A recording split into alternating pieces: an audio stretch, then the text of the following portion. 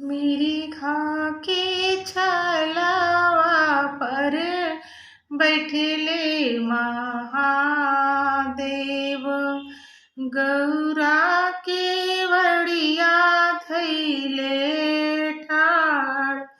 गौरा के वड़िया धैले खाड़।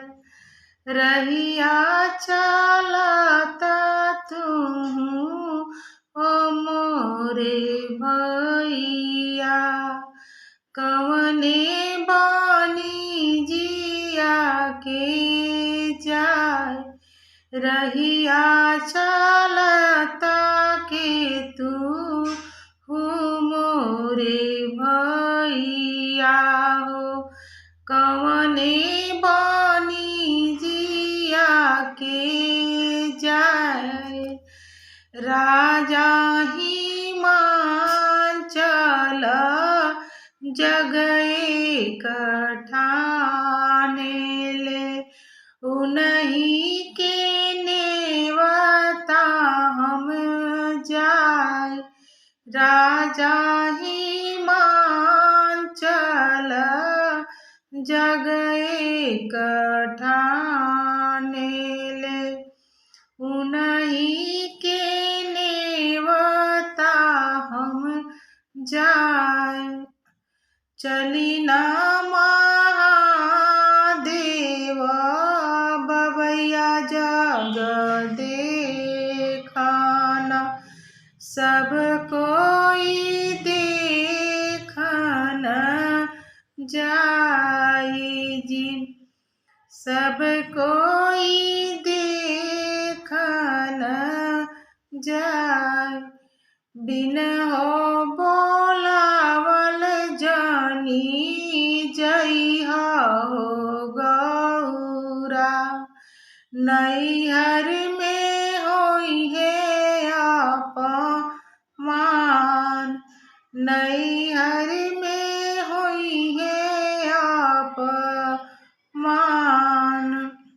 शिव के कहल गौरा एक नाही मानेली। बाबा के जगिया देखन जाय।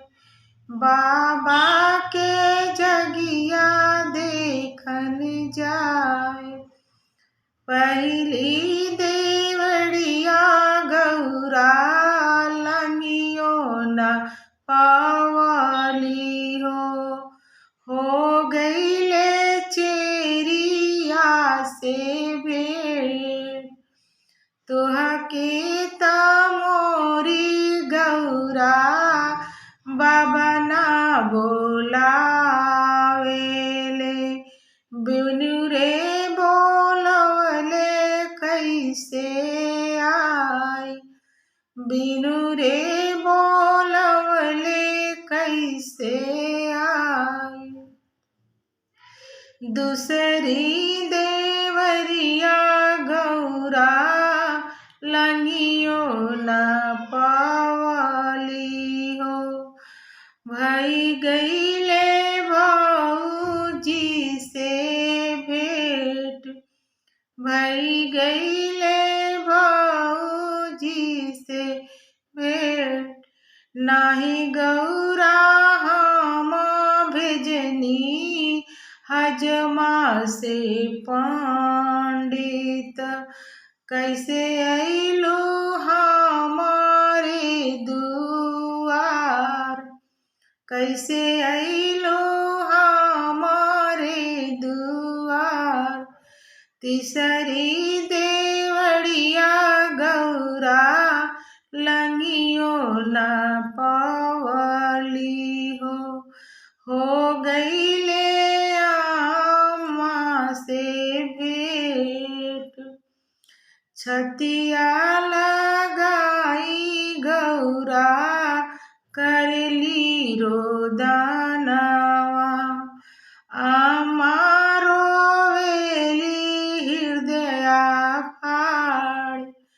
तुहके त गौरा मोरी बाबा ना बोलावले।